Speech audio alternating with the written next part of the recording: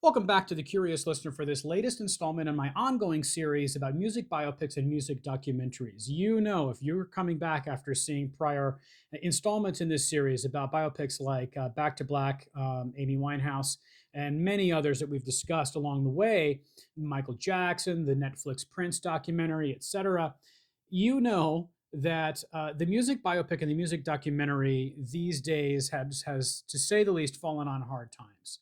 And I personally had gotten to the point where I had had enough.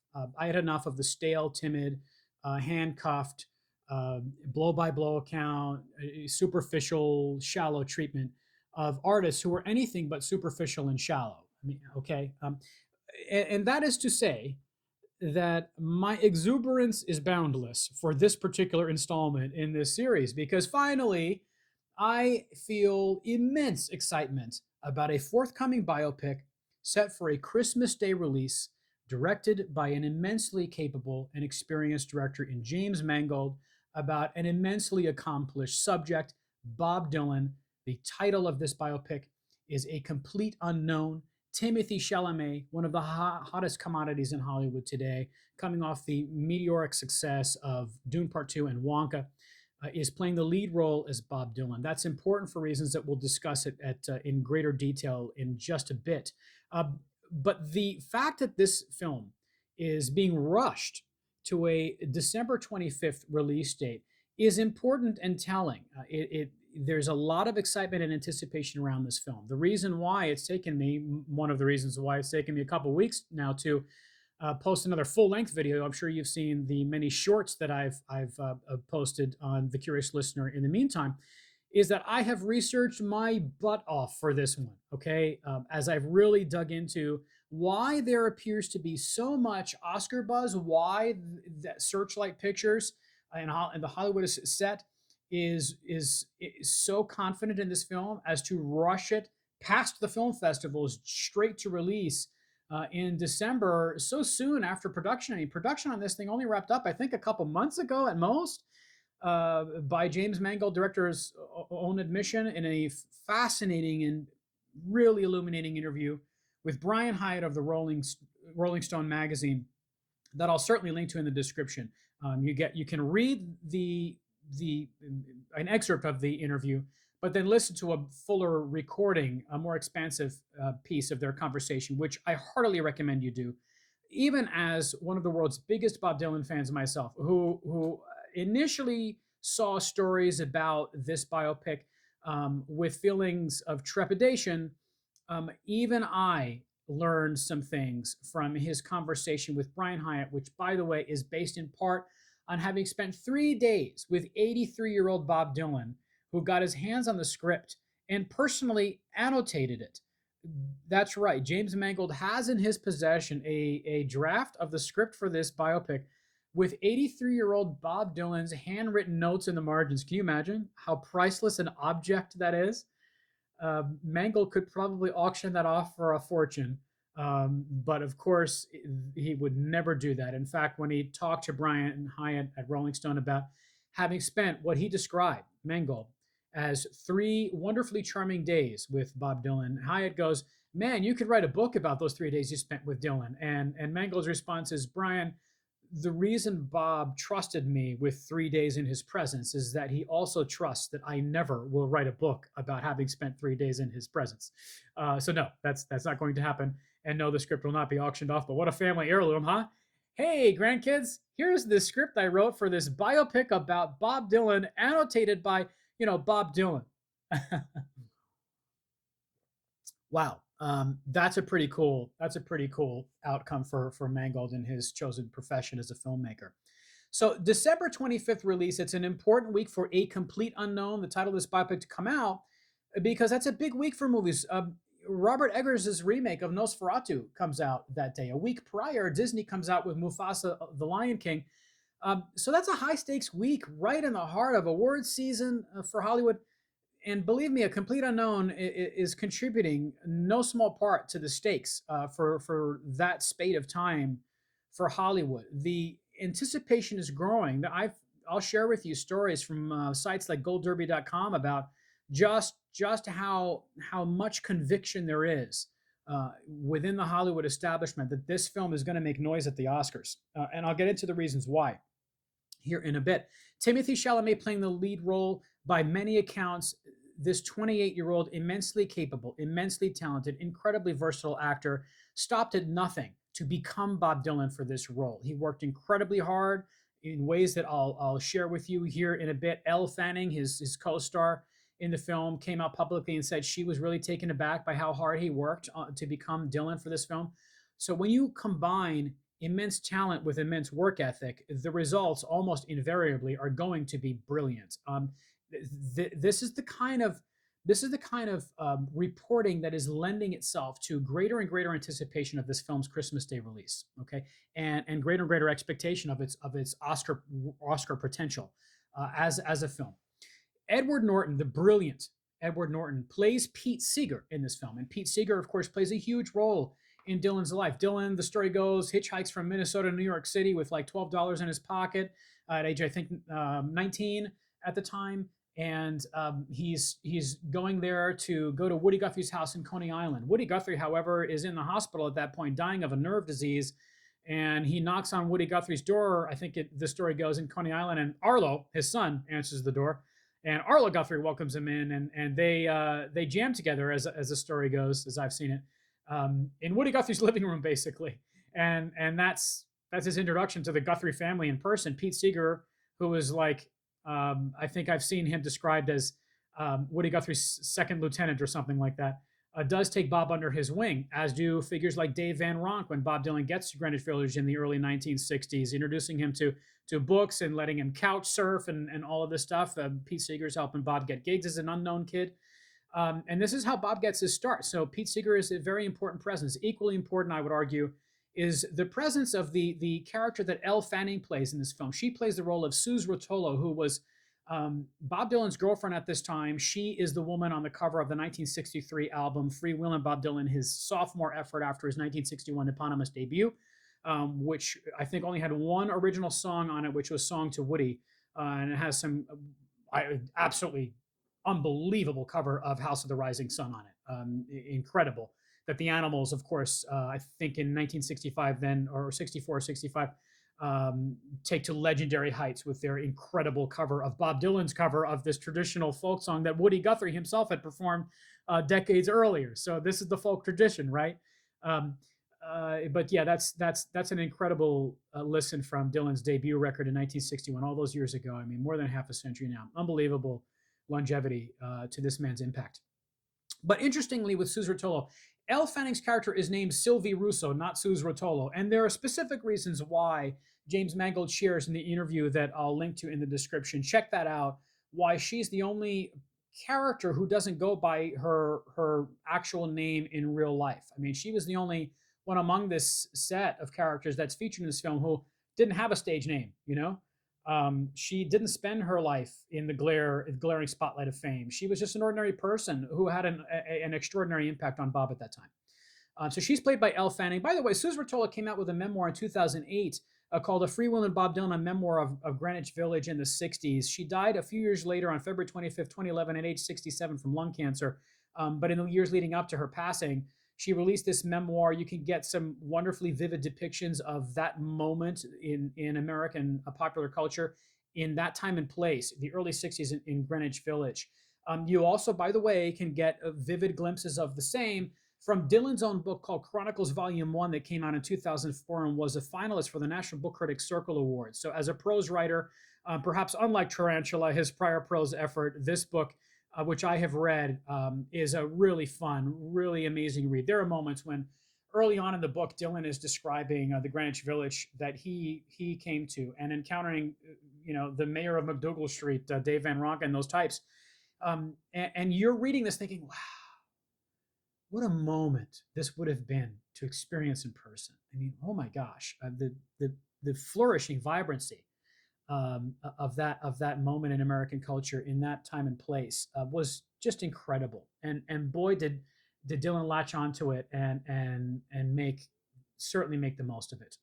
So check out that Suze Rotolo memoir. Definitely check out Bob Dylan's Chronicles. I mean, this is something you have a few months, right, before Christmas. As I think my daughter is already asking me to look up days until Santa comes, and I think we're around 130 now. So you got 130 days to prepare, do your homework for this film. There will be other homework that I'll talk about later on in this video on A Complete Unknown. Those are two: Suze Rotolo's memoir and Bob Dylan's. Monica Barbaro plays Joan Baez. This is a huge presence in Dylan's life as well.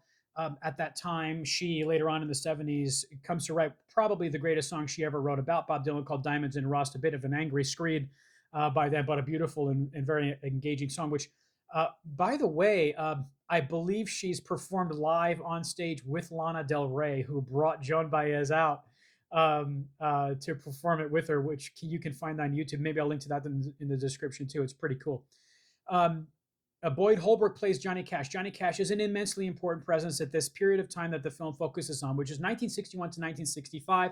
1965, that year, I believe it's on July 24th, 25th, Bob Dylan performs at the Newport Folk Festival and just blows the doors off of the music world with his partially electric set at the Newport Folk Festival before an audience expecting him to continue to belong to them and basically stand there and play acoustic, protest tracks like Times They Are Changing on repeat. No, give us Blown in the Wind, give us Masters of War, give us Times They Are Changing, give us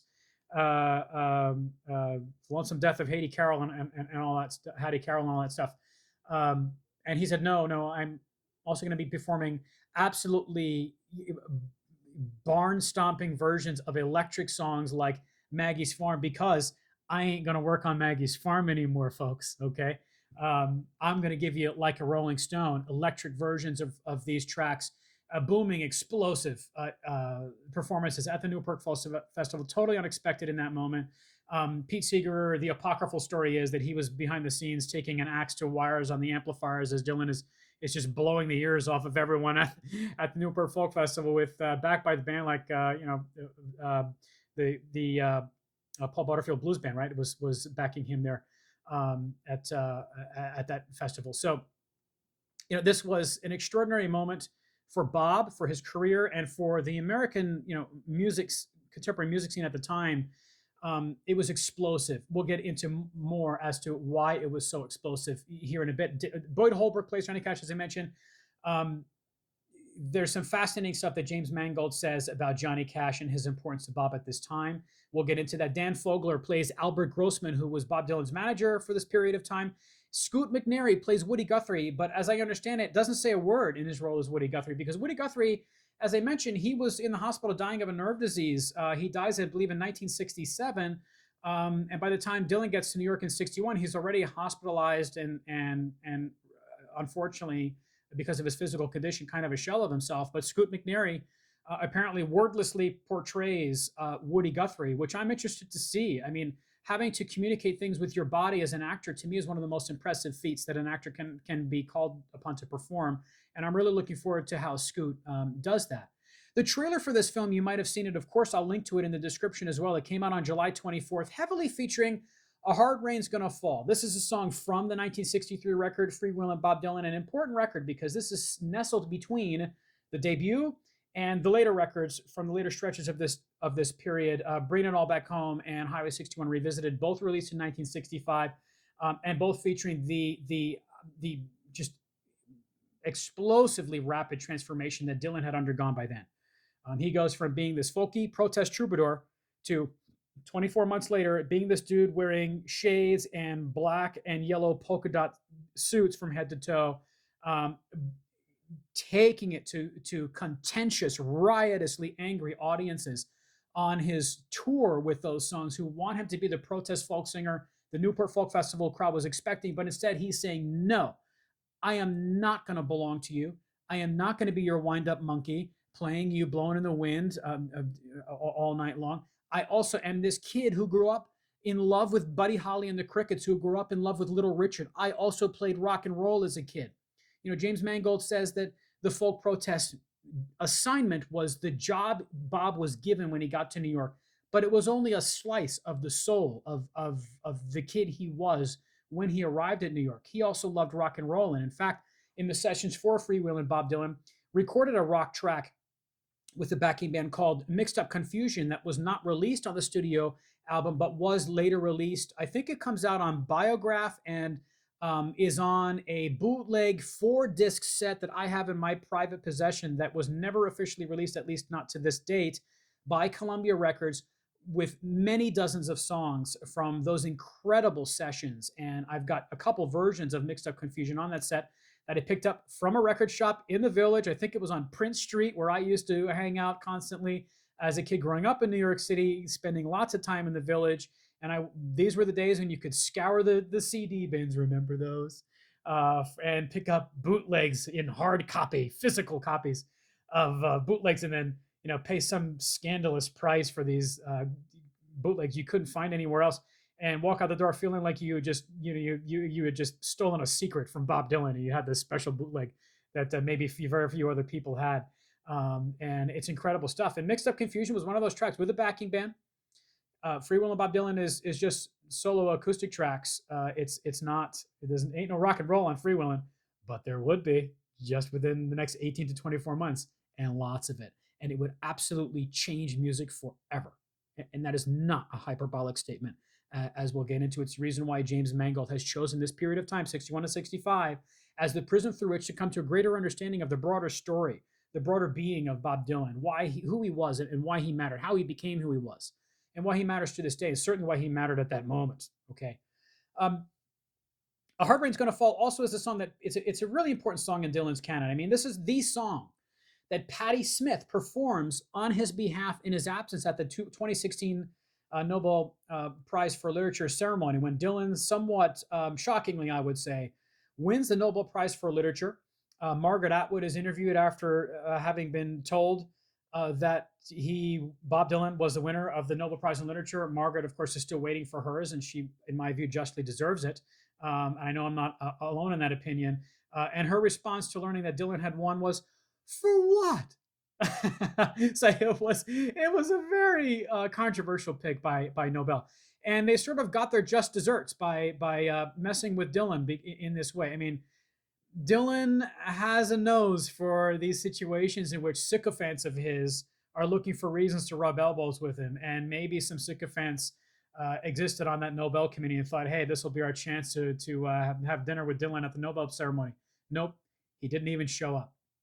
Patti Smith is there, performs Hard Rain's Gonna Fall, haltingly, I would add, adorably, gets through the first third of the song and has to stop and actually says, Patti Smith, this woman of inordinate accomplishment, a trailblazing rock and roller, an incredible songwriter herself, actually says, "I'm sorry, I'm really nervous," or something to that effect. And was sort of mortified by it, but she gets back on it and brings the song to a beautiful conclusion, and does the whole thing. And it's great. I mean, and Patti Smith, Dylan is the only one of this set who came out with a great memoir. Patti Smith's memoir, I believe, won the National Book Award. It's called Just Kids, her memoir about her time in the scene, and rubbing elbows with Dylan in the Chelsea Hotel and the whole works. Okay, I mean, she has an amazing story to tell herself. Interestingly, 11 days after the trailer comes out, prominently featuring A Hard Rain's Gonna Fall, with Timothée Chalamet singing the song himself, just as Joaquin Phoenix did in Walk the Line, the previous biopic directed by the man who's directing this one, James Mangold. Dylan starts playing Hard Rain's Gonna Fall. Yes, 83-year-old old Buzzard Bob is still touring, still recording. He put out a terrific record in 2020 called Rough and Rowdy Ways. Excellent stuff, very, very bluesy, rock and roll oriented stuff with some weirdness on there too, but you're going to get some weirdness from Bob, and that's the beauty of the man, right? August 4th, Dylan starts playing Hard Rain's Gonna Fall himself after the trailer comes out, which Rolling Stone magazine picks up on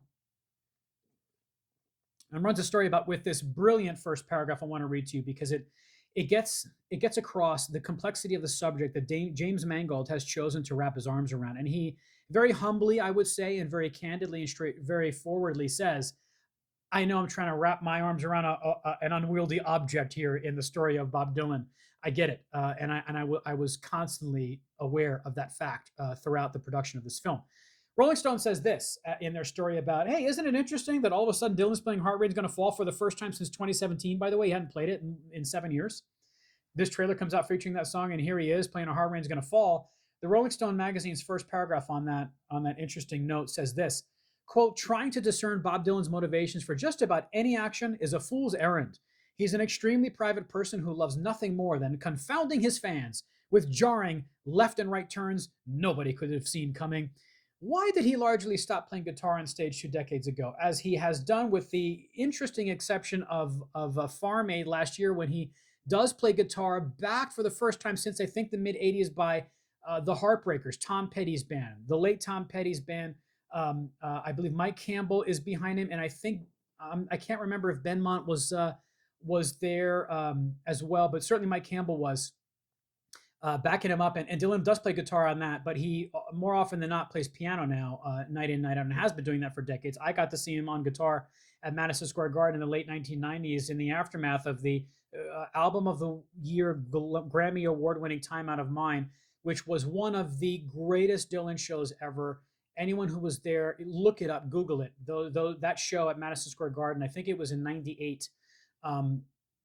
Unbelievable set. Comes out killing it with a raucous, rollicking cover of "Gotta Serve Somebody," and from there, the energy was sustained throughout. Joni Mitchell was the opening act. I mean, it was an amazing show. But he doesn't play guitar anymore. He's just a piano player now on stage. So that quote goes on to say this. What are his current religious beliefs? Was he 100% serious with that Christmas album? We just have no idea exactly. Now, this biography is based on a book by Elijah Wald called Dylan Goes Electric, published in 2014. And Elijah Wald, too, as that paragraph from the Rolling Stones piece suggests, is aware that there's no easy way to wrap your arms around this man and who he is and what he's about, okay? Whether you're wondering if he was serious with that Christmas record or why he's not playing guitar on stage anymore and he ain't telling you why, to this whole idea that he went electric at the Newport Folk Festival on July 25th, 1965, which is in and of itself to some extent kind of an apocryphal story, because as I said, he grew up playing rock. He does Mixed Up Confusion with the backing band in the Freewheelin' Sessions. And so it was no surprise to him that he was kicking out rockin' tracks like Maggie's Farm and Tombstone Blues in 65. I mean, that's the stuff that he always envisioned himself performing. It was blasphemous to these folky audiences at places like Newport, right? But that wasn't Bob's problem, and he wasn't going to make it his problem either, and they resented him for that. At least a good subset of that audience, right? So it's based on Dylan Goes Electric by Elijah Wald, which published in 2014. James Mangold wrote the screenplay with Jay Cox. Interesting thing there is Jay Cox was nominated for a Best Original Screenplay for the Martin Scorsese-directed film in 2003 called Gangs of New York, okay? You remember that film, right? I saw it in theaters. Daniel Day-Lewis, absolutely brilliant. Leonardo DiCaprio's in there. So that tells you two things. Jay Cox been around for a while. He's been at it for decades. And secondly, he performs his job at a level of extraordinary accomplishment, being nominated for an Oscar, which tells you perhaps a third thing too. James Mangold stopped at nothing to ensure that he was amassing the best possible people he could assemble. I read you that stellar cast. Edward Norton as Pete Seeger, of all people, one of the hottest commodities in Hollywood. Timothée Chalamet in the lead role. Elle Fanning playing his really important girlfriend, Suze Rotolo, and on and on. James Mangold was going to make sure that this was done well, that he was going about this as deliberatively, as carefully, and as thoughtfully as possible. And you're going to hear what a thoughtful dude he is when I get to his interview with Rolling Stone's Brian Hiatt. The Guardian's John Harris, in a review of Elijah Wald's book, says this interesting, telling thing about it. Quote, "It is a great work of scholarship, brimming with insight, among the best music books I have ever read." So there, too, you see the extent to which Mangold is making sure that he's going about this in as thoughtful, as deliberative, as effective a manner possible. This clearly is a great book about this great moment, not just in Bob Dylan's career, but in the history of American modern popular music, okay? So two great screenwriters adapting a great book about Dylan, a very hot, sensationally talented, a versatile actor in Timothée Chalamet, coming off great successes with Dune Part 2 and Wonka. You see how the puzzle pieces are coming together to indicate that there may be reason even for the most hard-nosed Dylan snobs to be excited about this flick. Wald, by the way, previously wrote, and this is an indication of why he was able to pull off a Dylan book so well, apparently.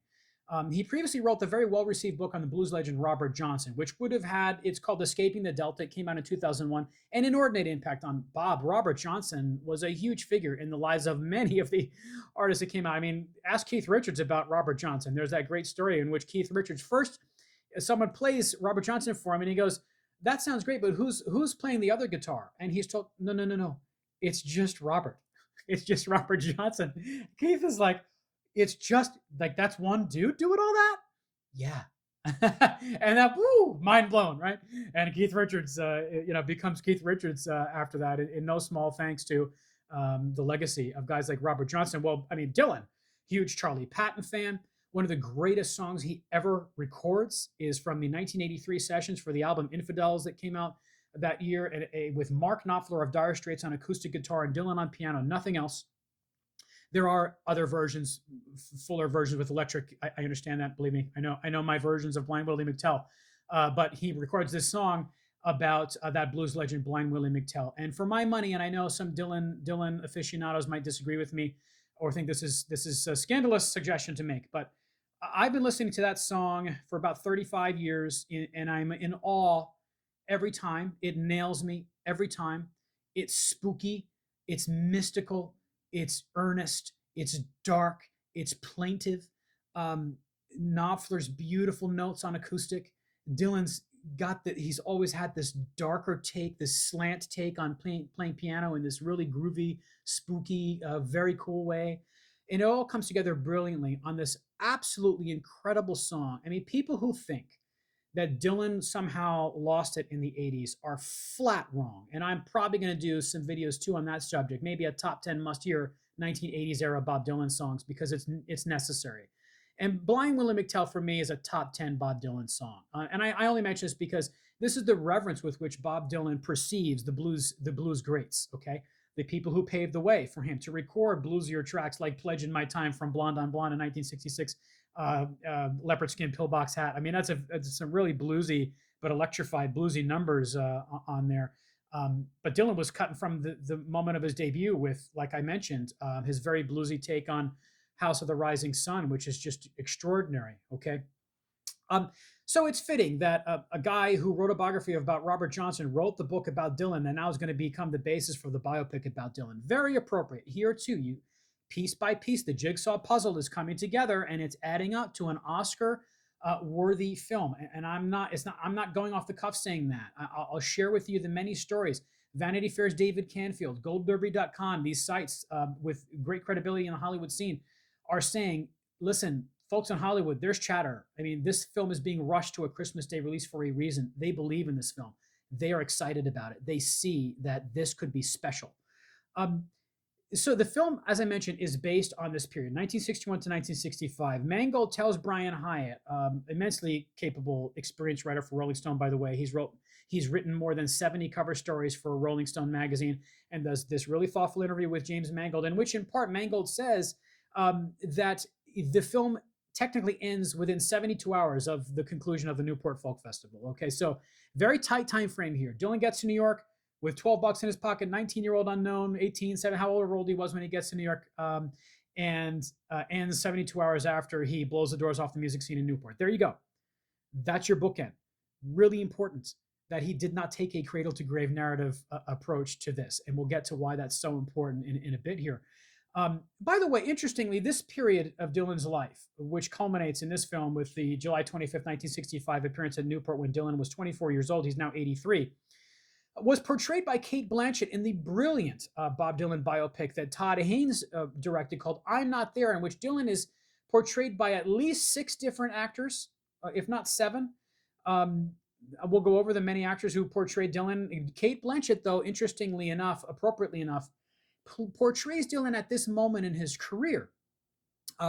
When in the 60s, he's becoming the Dylan that he would be for the rest of his career, this cantankerous, irascible figure who's jawing back and forth with the media and absolutely toying with them. And Cate Blanchett heavily researched, of course, her role and in doing so, pored over the 1967 documentary "Don't Look Back" by Penny Baker, which captures this seismic shift in Dylan's aesthetic. From folk troubadour to this folk troubadour whose so-called protest songs earned the allegiance of this very specific fan base that didn't want him to do anything else. They needed him to be beholden to them, and it was partly that audience that he's screaming at with songs like "Positively 4th Street" and "Like a Rolling Stone," and it's those people he's talking to when he shouts, "How does it feel to be on your own, a complete unknown, like a Rolling Stone?" He's talking to them in part, okay? But again, as I've mentioned, Dylan grew up, listened to Buddy Holly, listened to Mixed Up Confusion, and Cate Blanchett plays Dylan at that time. And as we'll get into, she has some very interesting observations about who Dylan was at that moment in his career. The Guardian Book Review says this about the portrayal of this moment in Dylan's career by Elijah Wald, which goes like this.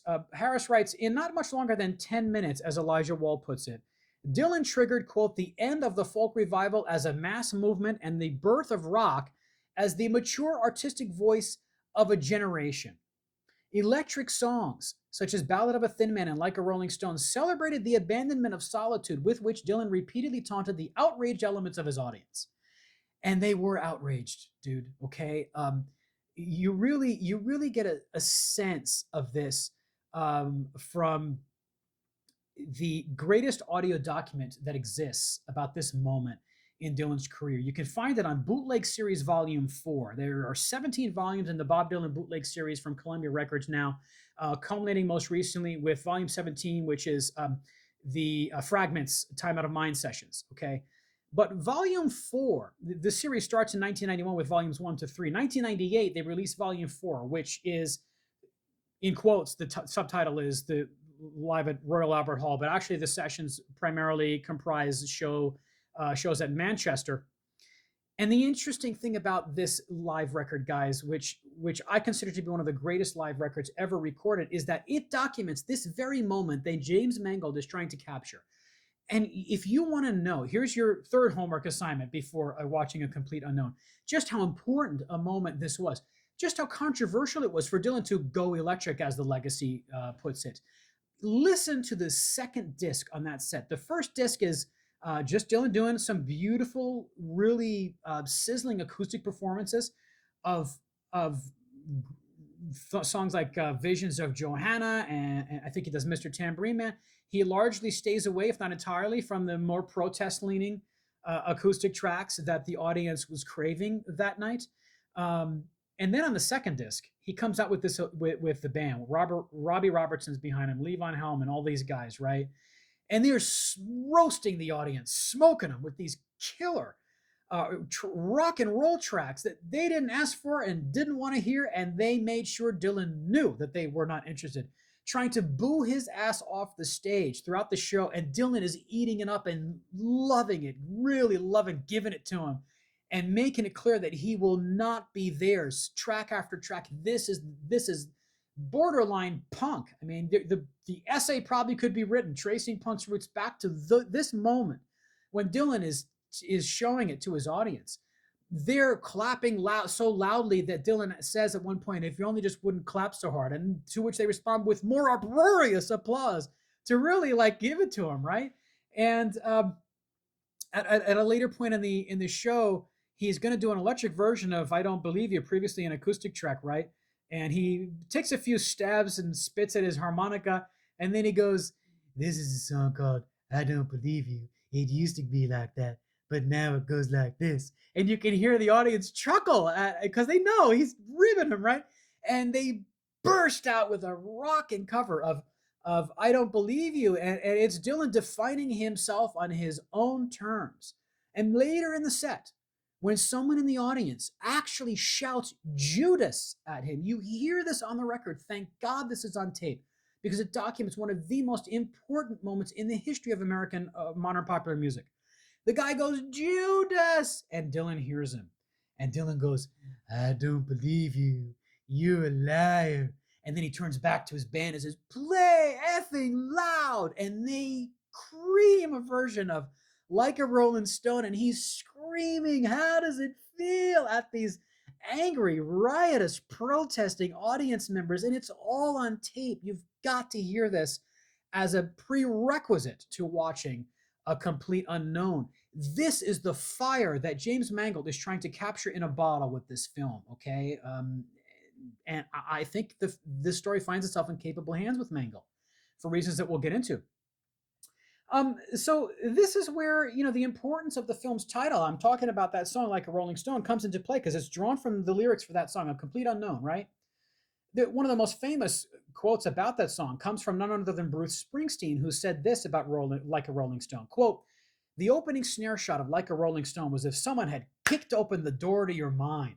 It feels like a torrent that comes rushing towards you, floods your soul, floods your mind, alerts and wakes you up instantaneously to other worlds, other lives, other ways of being." Stephen Thomas Erlewine says of this album over at allmusic.com, the album on which Like a Rolling Stone appears in 1965, quote, "Dylan had not only changed his sound, but also his persona, trading the folk troubadour for a streetwise cynical hipster. The most revolutionary thing about Highway 61 Revisited is it proved that rock and roll didn't need to be collegiate and tame in order to be literate, poetic, and complex." Okay? And it's this transformative moment in Dylan's career that Cate Blanchett portrays in the 2007 Todd Haynes biopic, I'm Not There. And she says this about that moment in Dylan's career, quote, "I was preparing for the Dylan role when I was playing Queen Elizabeth. And I was watching all the outtakes from the Penny Baker documentary, Don't Look Back, 1967, on a loop. But to see all of the press conferences he did in Stockholm and Paris and London, and his interface with the media, it was crazy. The media's expectations were so absolute that artists had to make sense, that they had to justify their work, that they had to tell an audience what to think. He was just not going to do that. He wasn't, okay? And James Mangold has a very vulnerable take on this idea of an artist being expected by the media to be so sure of themselves, so certain about themselves as to tell others what to think about anything, no less their work. And Mangold, an artist himself, a filmmaker, right, says this in his interview with Brian Hiatt: "What is talent, and how is someone born special? What causes that?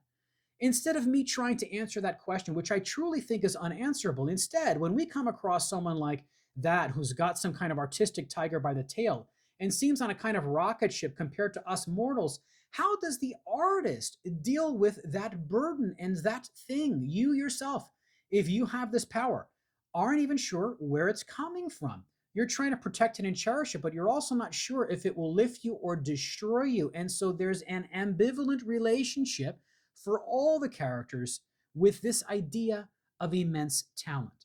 And this is what Dylan, in a sideways manner, was trying to get across to the media. It's like, I'm not going to boil this down for you. I can't even boil it down for myself.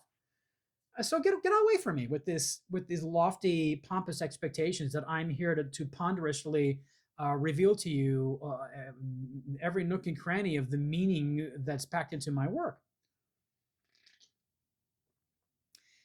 Now, Mangold makes this interesting observation between that Dylan, that difficult Dylan who confounds expectations, and the work that Mangold himself previously did on a music biopic, Walk the Line, about Johnny Cash. Okay, this makes Mangold, of all the directors I've discussed in my ongoing series about music biopics and music documentaries, the filmmaker with the most relevant experience to the subject.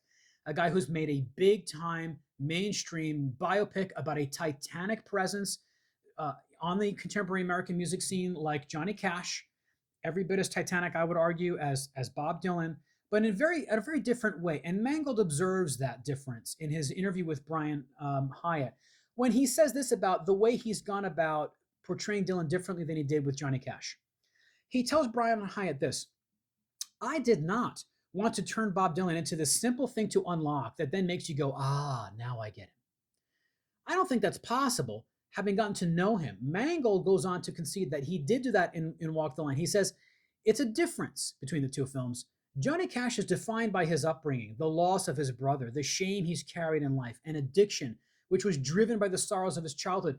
It lines up very clearly in his music being about imprisonment and darkness. All is an incredible dramatic harmony with these psychological observations about Johnny.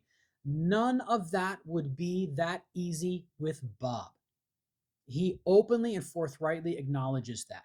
He understands the complexity of the subject that he's grasping here, okay? So thank goodness this is not in the hands of someone who's just going to sort of tidily deliver to us the greatest hits in the narrative of Bob Dylan and say, there you go, aren't you happy now? Here's all the important stuff he did. What more do you need to know? Mangold's not going to do that. He's going to take this narrow strip of time within the incredibly long career of Bob Dylan at this point. He cuts his first album, I think, at age 19, and now he's 83 years old. Okay. And through that narrow strip of time in Dylan's career, he's going to enable us to stare through that prism and see the broader spectrum of all that Bob Dylan's about. That's probably the right way to go about this rather than some staid cradle to grave narrative, okay, in which you pressure yourself with having to get to all the highlights. And in doing so, you miss the forest for the trees. There's no depth. And Mangold talks about this later on beautifully, by the way, and we'll talk about it. Now, this guy's a big-time director, as I said. It's not just that he did Walk the Line in 2005, for which, by the way, Reese Witherspoon portraying June Carter Cash wins Best Supporting Actress. Joaquin Phoenix portraying Johnny Cash is nominated for Best Actor.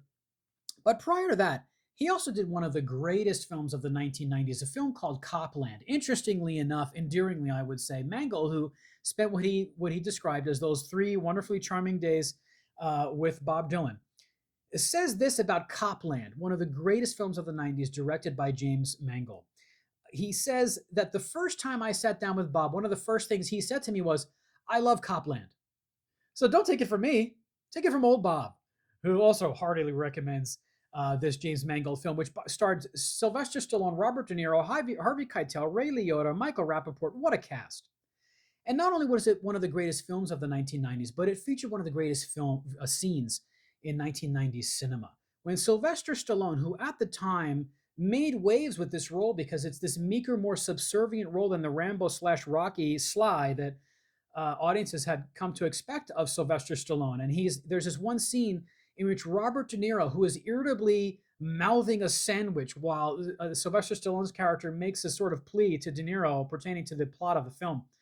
And De Niro is not having it and just jets out of his chair and gets in Sylvester Stallone's face and basically says, I gave you a chance to be a cop when there was still time, and you blew it. You blew it.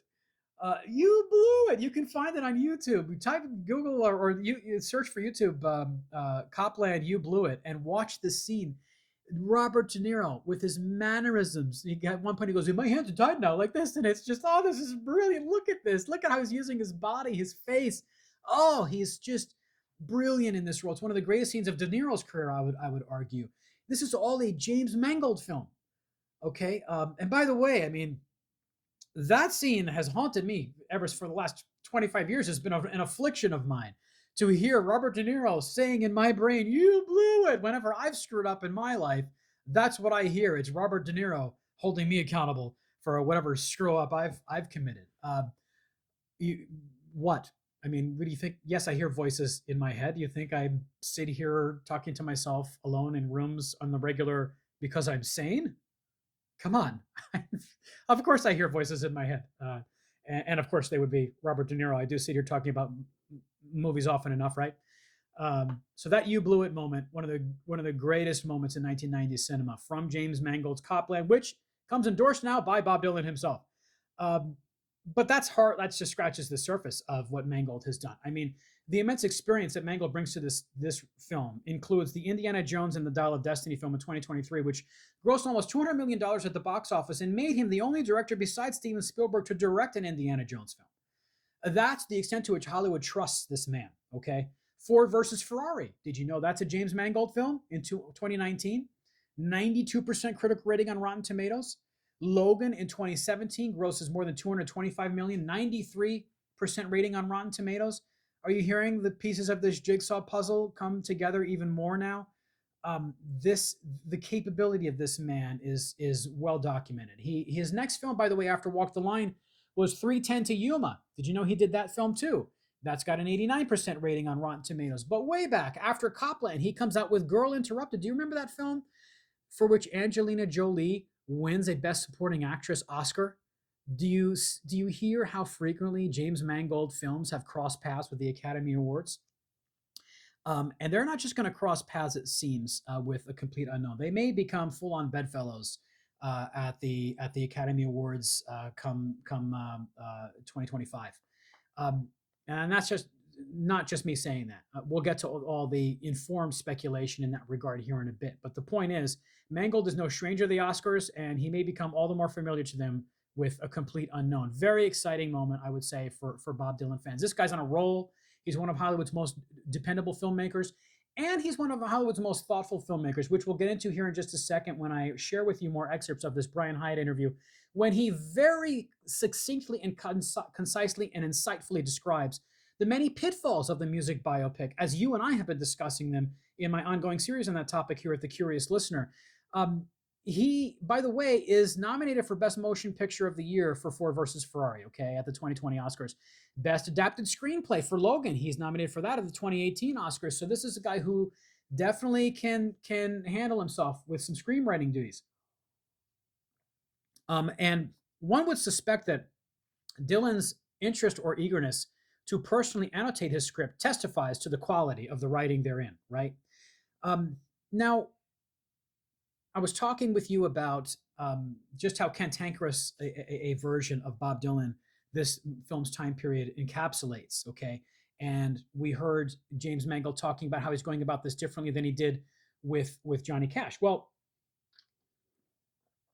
that seems to be an element in Dylan's character that Cash gravitated towards. And it's an element in Dylan's character that John Harris picks up on in his review of Elijah Wald's book when he says that Dylan Goes Electric both explains the huge array of subplots that fed into the Newport moment and undermines any idea that the story is clear cut. Well, the same can be said of the broader story of Bob Dylan in general from then to now. And however clear cut Johnny Cash's story may have seemed to Mangold, he was at least rough enough around the edges to have felt drawn to Dylan's character very early on. In fact, Hiatt shares a story, or Mangold shares a story in his interview with Hiatt about something about Johnny Cash having handwritten a letter to Bob Dylan on an airplane barf bag in like 1963. I mean, this is how almost in a frenzy Cash wanted to reach out to Dylan right there in the moment in such a raw manner as that. So there was a reverence between these two titanic figures in 20th century American popular music. They go on. This is why it's important that Johnny Cash have a role in this film. They go on to do a rendition of "Girl from the North Country Fair," which is from the 1963 record "Freewheelin' Bob Dylan." But later on in the 1969 album "Nashville Skyline," he sings it with Johnny Cash. It's, I believe, the opening track on that record. Bootleg Series Volume 15. We were talking about the Bootleg Series earlier. It's 17 volumes at this point with more to come. But Volume 15 is called "Traveling Through" and is all about this relationship between Johnny Cash and Bob Dylan. There are lots of Dylan and Cash duets on that. So there too, you might want to listen to that as some of your homework, more of your homework assignment from the Curious Listener in advance of watching A Complete Unknown. It's loaded with collaborations, that volume in the Bootleg Series between Bob Dylan and Johnny Cash. It's got some plenty of appearances by Bob Dylan on the Johnny Cash show throughout that set. So it's fascinating that Mangold, who previously directed the Johnny Cash biopic, now directing a biopic of a close friend and fellow icon in Bob Dylan. The bookends there face one another in pretty nice fashion too, right? Now Mangold, as a guy who is now rolling out with his second big time music biopic about a big time musical artist, understands the pitfalls that destroy music biopics, as you and I have been talking about them for months now. One of the analogies he draws is between biopics and Disney World's Hall of Presidents, about which he says the following to Brian Hiatt. Quote, "The ultimate disaster of the true life movie, this feeling of historical importance and presentation in which figures, no matter how important or iconic, are presented in a way of such formality and grandiose portent that you never fall into their souls." Listen to that beautiful language. You never fall into who they are. You're just being greeted with this kind of greatest hits of Kodak picture spots of important moments in music history. Exactly. This is what we've been saying about these biopics that fall short of the mark, right? It's greatest hits. It's not depth. Mangold insistently is delivering, it seems, depth with this film. We haven't seen it yet. We won't know until we see it, but all appearances are that that's what we're going to get from A Complete Unknown. He goes on to also say that, listen, guys, good biopics, they're not biographies. My job is not to be a John Meacham biographer. That's what he says here. I'm not here to say I'm making the John Meacham definitive biography. That's not my job. My job is to kind of explore this specific aspect in Bob's life and the people around it at this moment in America, to be honest. Okay. And this aversion to the cradle to grave narrative structure in music biopics brings to mind for me the 2021 documentary about Leonard Cohen called Hallelujah, A Journey, a Song. That comes to mind too, because they took this one song that Leonard Cohen does for his brilliant 1984 album, Various Positions, and use it as the prism through which to gaze upon the broader consequence of Leonard Cohen's life and career. This is a song that, as you know, Hallelujah, comes out on this 1984 record, Various Positions, that Columbia Records refuses to even release in the United States. A Columbia record executive timelessly saying to Leonard, Leonard, I know you're great, but I don't know if you're any good. Well, we know now that he was both great and good, because that one song from a record that Columbia Records, we foolishly in retrospect, we now can say, refused to release in the United States, went on to be covered by innumerable artists, as you know. The Jeff Buckley cover, yes, but guess who it was who started bringing Hallelujah to audiences at a time when they, in the United States, didn't even have access to the album on which the song appears? Bob Dylan, who starts playing Hallelujah live, and they mention that in this film, introducing audiences who are totally unfamiliar in most cases with this song Hallelujah, right? Probably hadn't heard it before. Jeff Buckley latches onto it in the 90s. Rufus Wainwright does a beautiful cover. I mean, hell, Kate McKinnon played it on piano for an episode of Saturday Night Live in 2016 after Hillary Clinton lost the 2016 election. I mean, it's one of those songs that's been covered by so many people that no one remembers who originally wrote it. It was Leonard Cohen. No one remembers the album on which it originally appeared, which is a shame because it's got "Dance Me to the End of Love" on it. There's a Law. There's so much great music on that record. It's a brilliant album, and Hallelujah, of course, is the crowning jewel of that set. So that documentary too has its handle on how to do this right. Let's take this one specific moment in an artist's broader career. When you're talking about a guy in Leonard or Bob, I mean, Leonard's first album came out in 1967, right? His last album came out, 2019, 2020, when Adam posthumously produces some tracks following his dad's death, Leonard Cohen's son, Adam. So these are huge careers of immense longevity, and you're going to cradle to grave that? Come on. You can't. And Mangold is bringing the humility to recognize that to this project about Dylan, okay? And this trend seems to be catching on because reportedly the Bruce Springsteen biopic, which is forthcoming, called Deliver Me From Nowhere, based on the Warren Zanes book of the same name, is reportedly only going to focus on the 1982 record Nebraska, which is one of the most audacious releases in the last 50 years of American contemporary pop music, right? Because Springsteen comes out with The River in 1980. He comes out with Born in the USA in 84. And sandwiched in between is this dark set of brooding, almost paranoid acoustic storytelling songs with great tracks on there like Atlantic City and just unbelievable stuff, right? And he took such a huge risk with Columbia Records again, which foolishly claimed to not be hearing a hit in the album he comes out with after Nebraska, when they felt like they perhaps had given him too much creative rope and they weren't going to get the hits out of this guy that they expected when they signed him to a record deal in the early 1970s. And say that they were not hearing a hit on Born in the USA, really, and send him back to record a hit. And only then does he only for that reason does he come up with Dancing in the Dark, puts it on the record. Well, when it's released, it had half a dozen chart hits on it. Shame on you, Columbia Records, again, right? Not hearing a hit on that record, not hearing the brilliance of Various Positions by Leonard Cohen in 1984. Columbia Records being the record label for which Bob Dylan has performed throughout his career. Jeremy Allen White is playing Bruce in that film, and that's an inflection point in Bruce's career that does make, I would say, for the ideal launching pad off of which to understand the greater impact and consequence of Bruce Springsteen's career, not cradle to grave.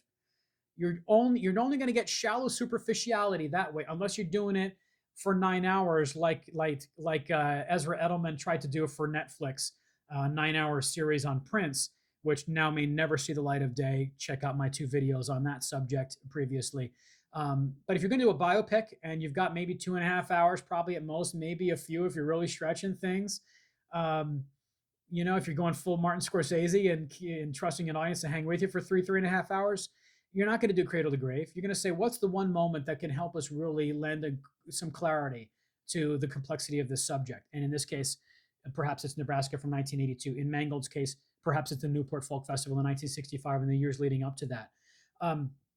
So, Mangold is showing himself to be every bit the disruptor that he claimed to be in an interview in which he said the following, that he undermines that feeling of false portent where you're treating your subject matter almost like people in other areas of movies would use comic book IP, intellectual property. It's only good simply because it is about this thing that's important to so many people and matters to so many people. Therefore, the assumption is that the movie carries its own weight just on the back of its subject matter. That, to me, says Mangold, would be categorical failure. He is not resting on the back of the renown of the character at the heart of this film, Bob Dylan. He understands he's going to have to bring some serious calculation, some serious thought, careful, incisive thought and strategic approach to how to tell the story of this immensely complicated and impactful figure. And by all intents and purposes, it certainly seems like he does that here. Cate Blanchett, by the way, agrees with Mangold that this Dylan biopic, and this is someone who, by the way, was one of six actors to portray Bob Dylan in that excellent biopic that Todd Haynes does in 2007 called "I'm Not There." She herself says it doesn't need to be accurate. She says it doesn't need to be accurate because, quote, movies aren't necessarily the facts of the thing, but they're often about the feeling of the thing. Exactly. Give me the feeling, give me the emotional impact. Let me fall into this subject's soul, as Mangold beautifully, poetically puts it. That's not going to happen with a blow-by-blow cradle-to-grave narrative. That's going to happen with the narrative structure in that Cohen documentary, in this forthcoming Springsteen biopic, in this forthcoming Dylan biopic. We are choosing that slice of time through which to peer into the soul of the subject with more depth than a cradle-to-grave narrative structure will allow. Other actors, by the way, if you're curious, to portray Dylan in that 2007 biopic: Richard Gere, Christian Bale, Marcus Carl Franklin, Ben Whishaw, and Heath Ledger, by the way, in the final film released in his lifetime.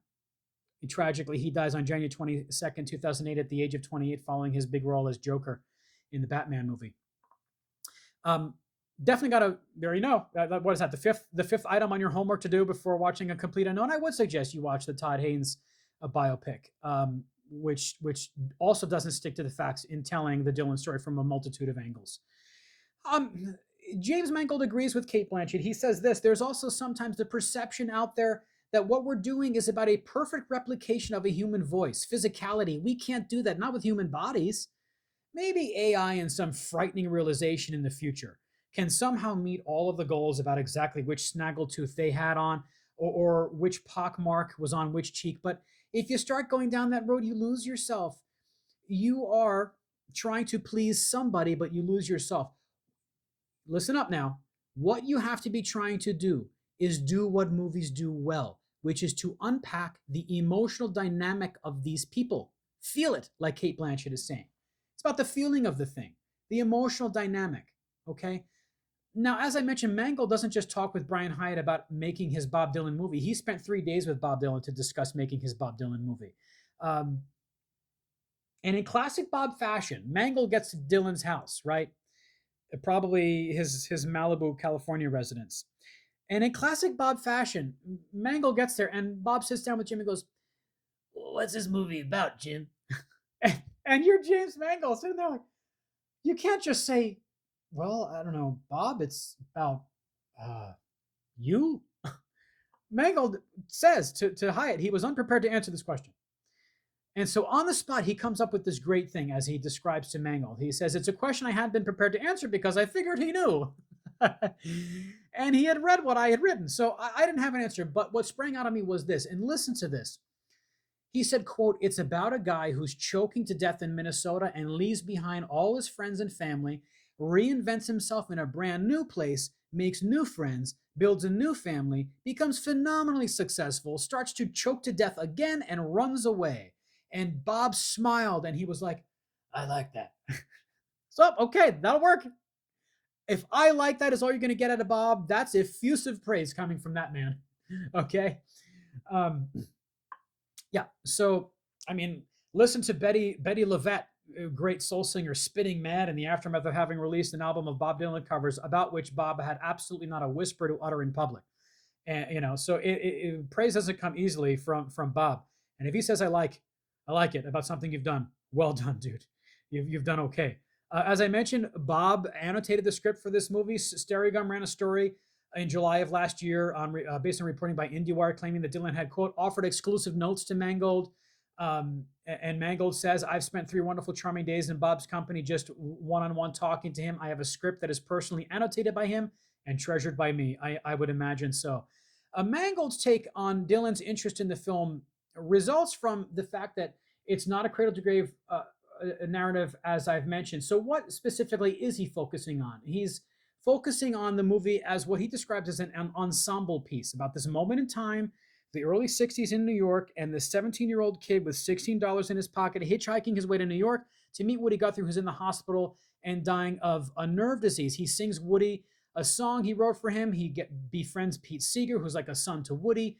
Pete sets him up with gigs at local clubs, and there you meet Joan Baez and all these other people who are part of this world. And this wanderer who comes from Minnesota with a fresh name and a fresh outlook on life becomes a star, signs to the biggest record company in the world within a year, and 3 years later has record sales rivaling the Beatles. How's that for success? Wow, right? Now, Timothée Chalamet, as I said, plays the lead role. One of the hottest commodities in Hollywood. You want to know just how hot a commodity Timothée Chalamet is right now? Timothée Chalamet, did you know this? That last year, he reportedly was paid, and this is wildly reported by a number of credible outlets, $35 million to do a 90-second long Martin Scorsese directed commercial for Bleu de Chanel.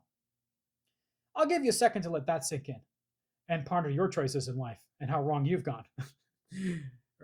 Paying, $35 million for 90 seconds. I'll sign up for that gig. Thank you. But that's how in demand Mr. Chalamet is these days. And it's that in-demand figure, that 28-year-old acting genius, that Mangold taps as Bob Dylan in the lead role. Chalamet does his own singing in the film, just as Joaquin Phoenix did in Walk the Line 20 years ago, as I mentioned. And the quality of and authenticity of Chalamet's singing in the trailer earned a good degree of praise, with Greg MacArthur of Screen Rant writing that, quote, Chalamet's singing performance as the iconic Bob Dylan in A Complete Unknown's trailer has already been widely praised by experts, which is not very surprising, given how versatile and commanding Chalamet has proven to be in just about every movie he has starred in. Vanity Fair's David Canfield says this on Chalamet's singing.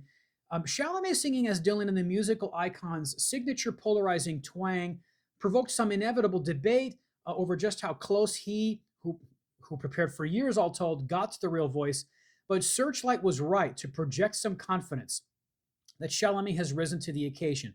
And that's the kind of confidence you start hearing in these stories about the Oscar buzz that this film is generating months in advance of its rushed release on Christmas Day. Okay, Chalamet can really do this. Mangold's got a handle on how to produce a script around a subject of tremendous complexity. This is interesting. He's got a co-writer on that screenplay who previously was nominated for an Oscar for Best Original Screenplay with Martin Scorsese, who has done 2 documentaries about Dylan, by the way,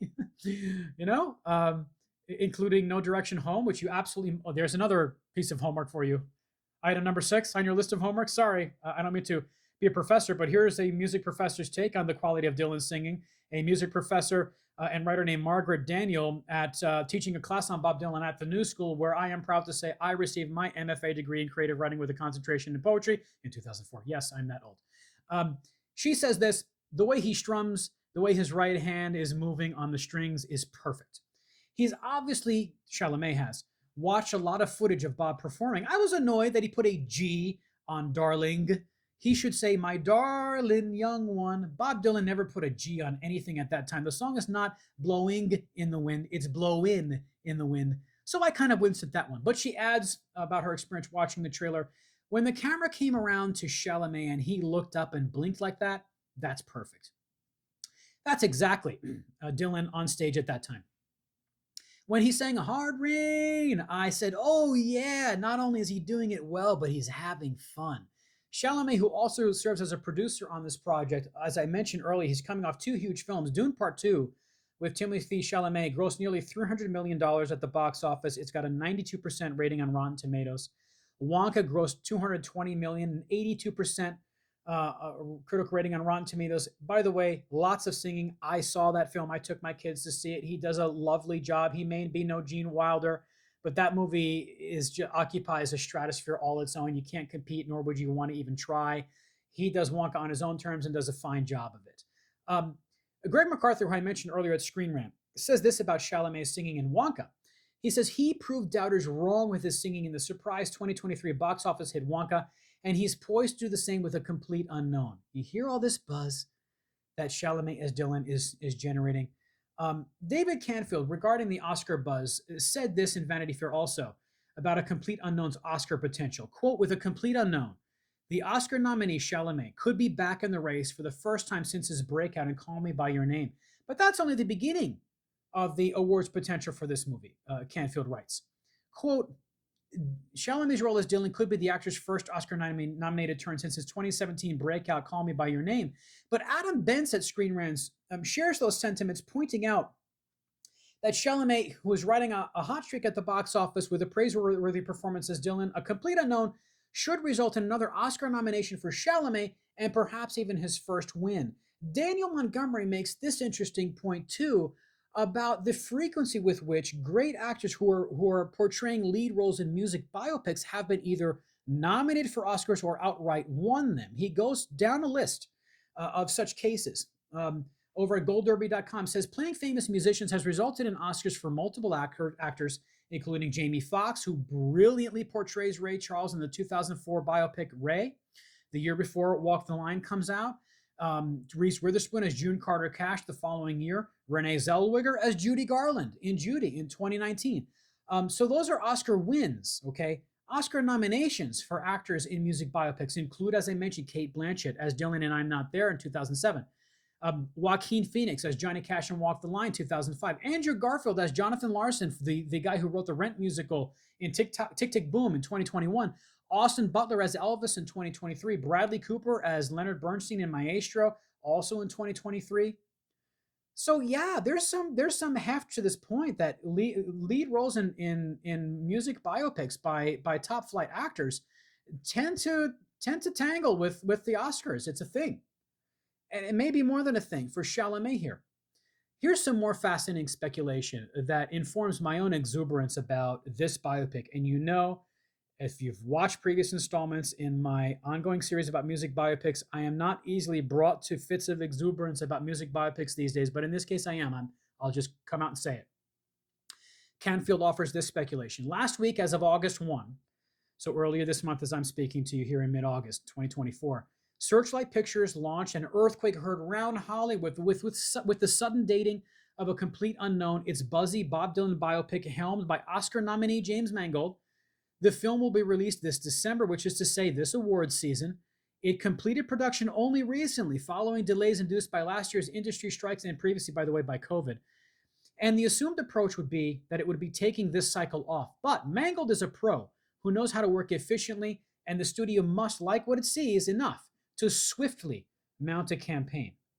Now, here's more on how hard Timothée Chalamet worked on becoming Bob Dylan. He read that 2004 memoir, Chronicles Volume 1, okay? He hired the team that worked with Austin Butler to turn him into Elvis for that 2022 biopic. Vanity Fair reported that Chalamet, quote, enlisted Butler's various coaches, Eric Vitro for vocal, Tom Monick for dialect, Polly Bennett for movement, for his own preparation for this role. And Chalamet said this about his work with the Elvis team, quote, I've basically been working with this entire Elvis team for my Dylan prep. I just saw the way he committed to it all and released, and I needed to step it up. I just saw the way he committed to it all, and I needed to step it up. Chalamet says this about working with the Elvis team. And Chalamet also, as just wanted to add this aside, adorably says this about me possibly meeting Bob Dylan someday. He said, um, I didn't want to meet him 3 years ago for superstitious reasons. Now I would love to. So he had some superstitious reasons for not wanting to meet Dylan. Um, Now it feels like it's time for Mangold at the Oscars too. I mean, he's a two-time Oscar nominee. He's trusted enough to be the only one besides Spielberg to direct an Indiana Jones movie. He's done Oscar-winning, Oscar-nominated music biopics before.